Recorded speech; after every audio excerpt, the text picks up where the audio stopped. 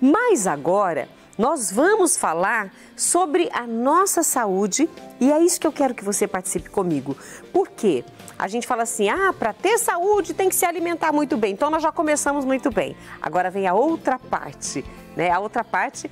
E nós temos a companhia hoje da Lídia. A Lídia Noé é psicóloga, é também nutricionista. E ela trouxe para nós hoje justamente um tema que a gente foge. Não vejo as pessoas comentarem muito sobre isso, né? As doenças psicossomáticas, em tentar entender o que é, né? Como que isso vai reagir no organismo, né? E o que eu estou fazendo de errado para poder chegar a esse diagnóstico. Então, você é muito bem-vinda. Obrigada, para completar o que nós já começamos bem. Exato. Você acabou de falar uma coisa que eu observo muito nas pessoas, Rita, que é o seguinte: elas não sabem que têm doença psicossomática porque as pessoas sequer prestam atenção às próprias emoções. E no Brasil, é uma característica muito comum, e você que está assistindo a gente vai identificar isso. É muito comum que as pessoas normalizem ter dor de cabeça com frequência, normalizem tudo relacionado à ansiedade. Você conhece alguém que faz, mas é porque eu sou muito ansiosa. Então a pessoa ela normaliza tanto determinadas coisas que ela sequer vai pensar que aquilo ali ela poderia não ter. Nós não fomos feitos, não fomos criados para ter problemas de saúde, né? Nossa saúde ela pode funcionar perfeitamente bem. Só que se nós não prestamos atenção nas nossas emoções, e as pessoas não param para prestar atenção, elas olham muito para fora e olham muito pouco para dentro. Sabe quando elas param para olhar para dentro? Quando tudo já está comprometido e a doença já se instalou. Então é possível, ao conhecer-se, que esta pessoa, esse indivíduo, ele afaste doenças sérias, doenças que vão complicar a sua saúde, a sua vida, só conhecendo-se e tentando amenizar ou equilibrar estas coisas? Eu vou dizer diferente disso. Se uma pessoa se conhece, ela vai saber estabelecer limites. Ela vai saber até onde ela dá conta de certas coisas e até onde aquilo já não é mais para ela. E eu posso falar isso para uma mãe, por exemplo. Uma mãe que tem um filho que está ali na faixa dos 10, 12 anos. Esse pré-adolescente, ele já tem condições de assumir certas responsabilidades em casa, ajudar a guardar uma louça, a estender a própria cama, ajudar em algumas coisas com os pais e tal. E, às vezes, a mãe, naquele ímpeto de cuidar, ela se excede no cuidado e, quando ela menos percebe, ela está fazendo tudo para todo mundo. E ela normaliza isso e aquele pré-adolescente que precisa ser preparado para a vida, ele deixa de receber certas responsabilidades que vão, na verdade, fazer com que ele comece a amadurecer e se preparar para tudo que está por vir. Então, ele fica mais frágil do que ele poderia ser, porque ele deixa de começar a aprender o que realmente a vida vai esperar dele. Vai ser dura a vida, vai ter muita coisa que ele vai precisar dar conta. E aquela mãe está se sobrecarregando pelo esposo, pelos filhos, às vezes ela tem mais de um filho. E ela vai normalizando que ela tem dupla, tripla jornada de trabalho, dá conta de tudo dentro de casa, e aí ela começa a ganhar peso, ela começa a ficar estressada, ela dorme mal, dorme pouco, come muito. E quando ela vê que ela está com gastrite, que ela está com insônia, com ansiedade, ela coloca aquilo como, não, mas é porque a minha vida ela é muito intensa. E quem disse que precisa ser dessa forma? Vamos então explicar o que é uma doença psicossomática? Vamos. Porque aí você está dando exemplos, mas a partir do momento que você explicar, acho que as pessoas vão conseguir entender melhor. Inclusive, quero já agradecer quem está participando comigo, tá? Daqui a pouquinho nós vamos ler algumas destas participações aqui e quem ainda não participou já sabe pelo Facebook oficial do Mulher.com ou no chat do programa ao vivo pelo YouTube da Rede Século XXI, ok? Então, por exemplo, quando a gente fala de doença psicossomática, a gente está dizendo de doenças que ela tem causa tanto psíquica quanto orgânica. Então, é um somatório. É tudo aquilo que, do ponto de vista psicológico, está vindo de emoções e pensamentos que são disfuncionais, que estão prejudicando essa pessoa. Pode ser homem, mulher, adulto, criança.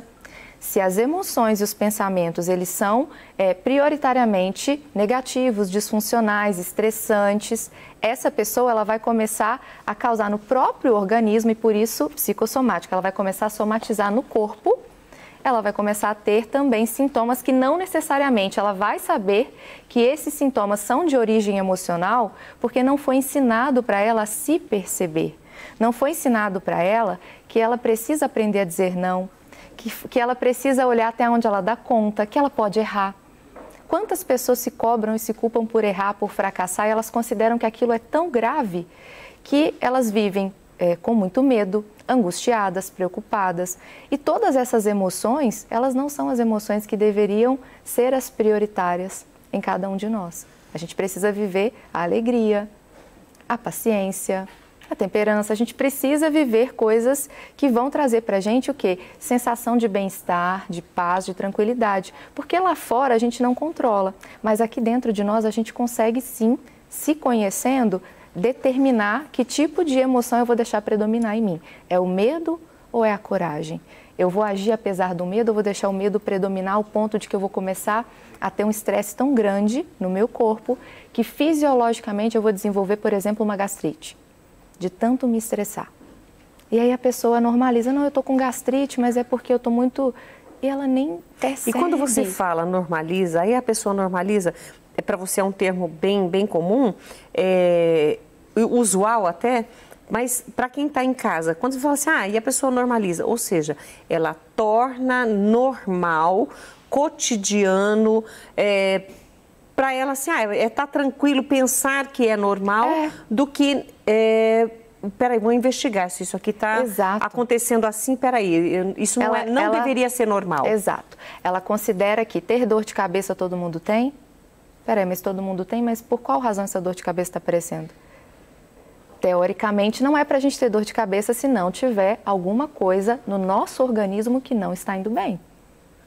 E aí, o que acontece aqui? Estou com dor de cabeça. Já pega e se automedica. Por isso que eu falei o normalizar. Entendi. Mas dor de cabeça todo mundo tem. Será? Já parte do pressuposto que é tão comum que nem investiga se aquilo é... não, eu estou com, vamos supor, estou com um problema que as minhas vistas precisam de um óculos de grau. Mas até ela parar para pensar, ela está tomando remédio há quanto tempo, por exemplo? E tem aquela coisa também, Lídia, por exemplo, minha avó tinha, meu pai tinha, minha mãe tinha, agora eu tenho também, e tá tudo bem, é normal, é de família. O filho de peixe, peixinho é uma crença, a gente na psicologia fala que um pensamento, uma verdade passada de família, né, que veio de avô para neto, para pai, para todo mundo, é considerado uma crença.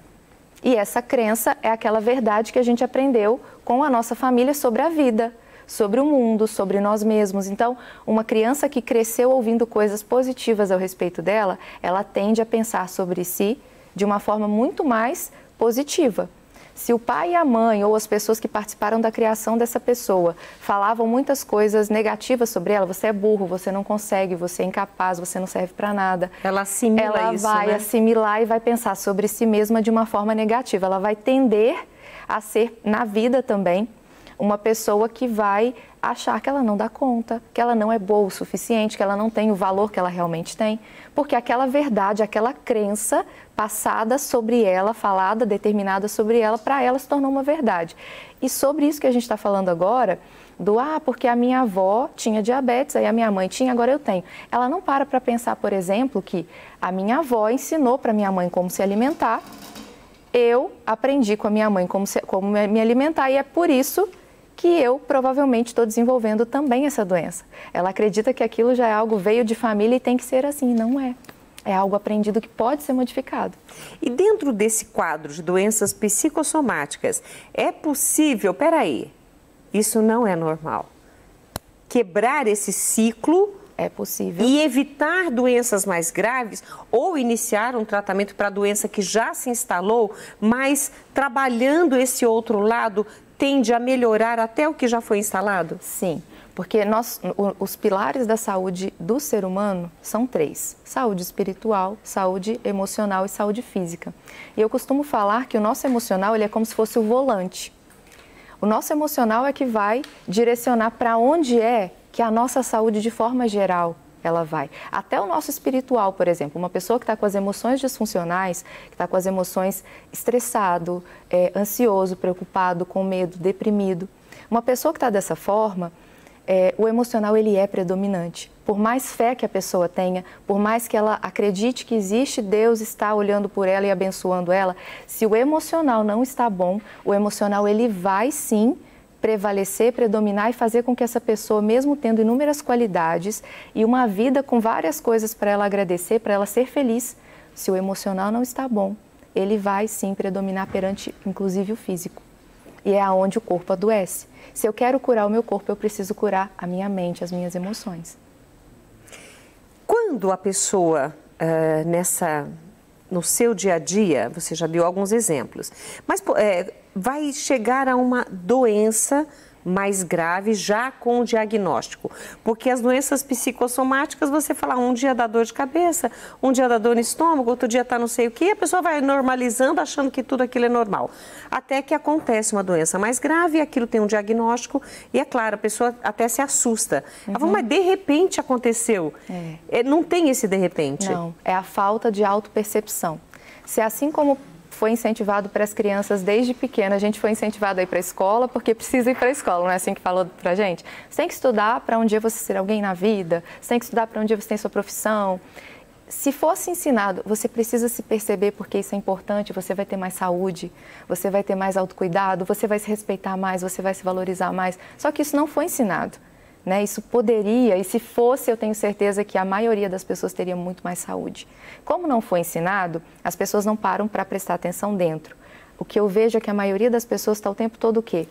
Tela do celular, na frente da TV, e isso de uma forma até como uma fuga.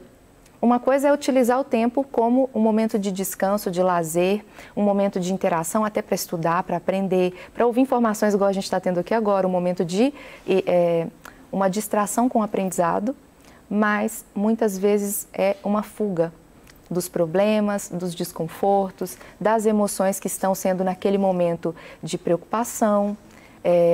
Às vezes é um problema que a pessoa não quer lidar, então ela olha tanto para fora, compara a vida dela com a de outra pessoa, ela está sempre olhando muito para fora e quando ela entra em contato com as próprias emoções, com aquilo que internamente está sendo difícil de lidar, a tendência dessa pessoa é querer buscar tanto uma fuga que ela se habitua a fugir ao invés de se olhar. Não se enfrenta. Não se enfrenta. E aí, quando acontece o de repente, esse de repente começou lá atrás e ela só vai identificar porque quando o de repente que virou uma doença aconteceu e foi diagnosticado, aí essa pessoa vai buscar ajuda do médico, aí ela vai fazer psicoterapia. E aí, nesse processo, é que ela vai descobrir que o de repente já vinha, ó, há muito tempo. E ela é que não percebia.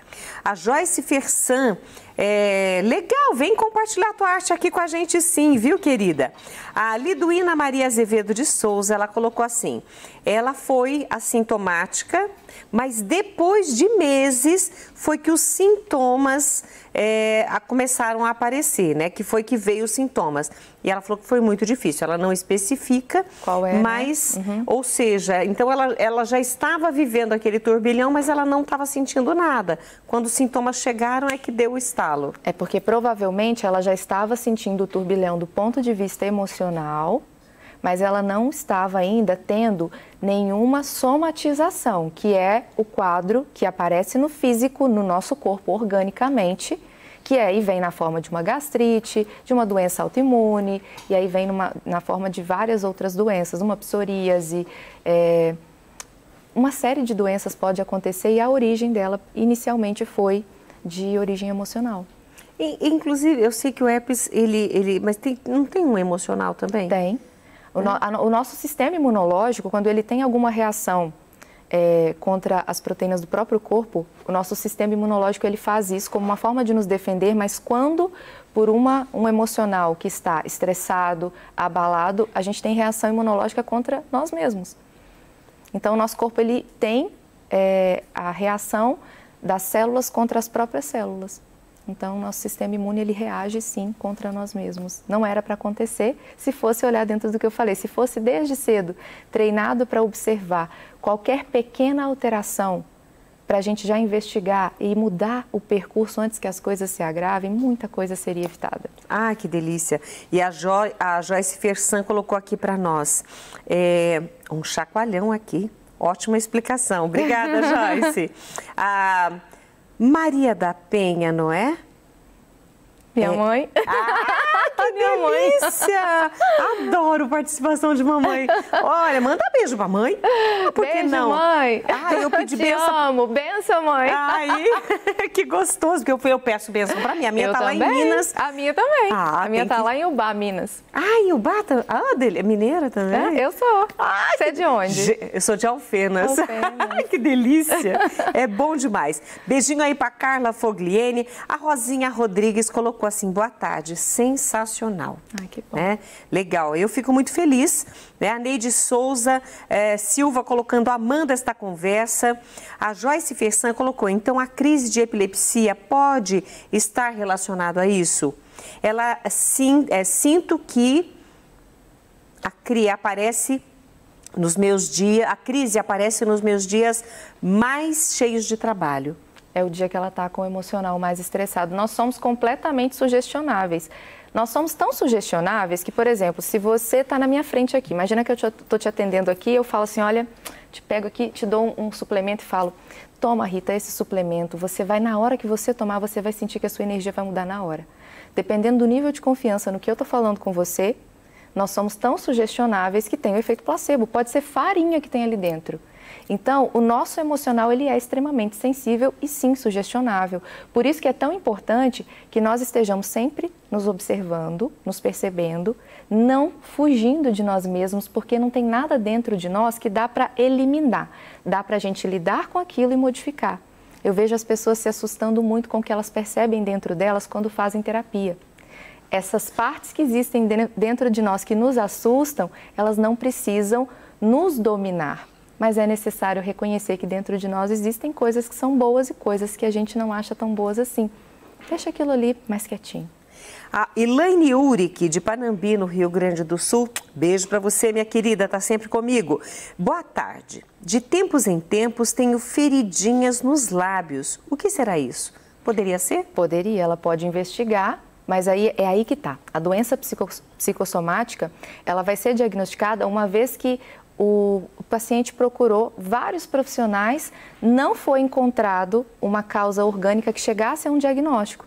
E aí percebe-se então que vamos ter que investigar de origem psicossomática.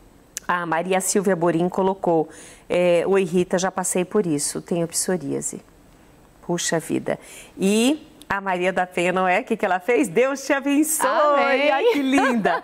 A Joyce Fersan colocou aqui para nós, pertinho de mim, estou em Visconde do Rio Branco. Pertinho. Beijo aí para a Recunha, que ontem esteve conosco, está desejando aqui boa tarde.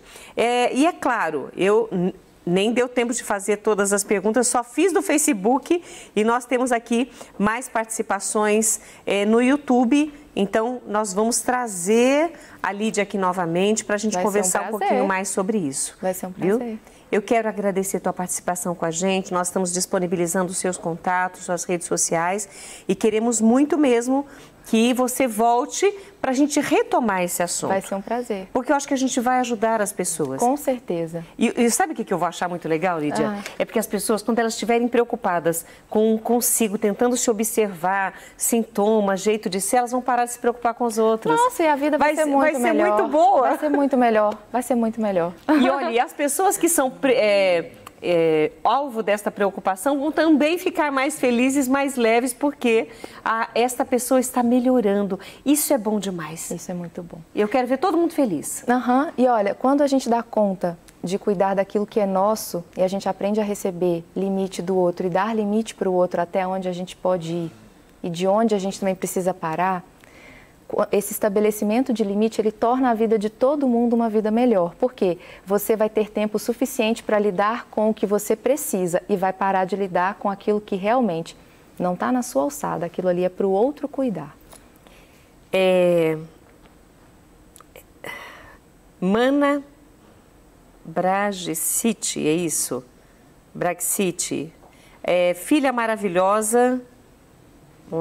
Aqui entra propaganda no meio da hora que eu estou lendo, pelo amor de Deus. Então eu quero agradecer aqui a Rita de Cássia, a Heloísa Helena Noé, minha tia, a Tiago Pontes, a Mana,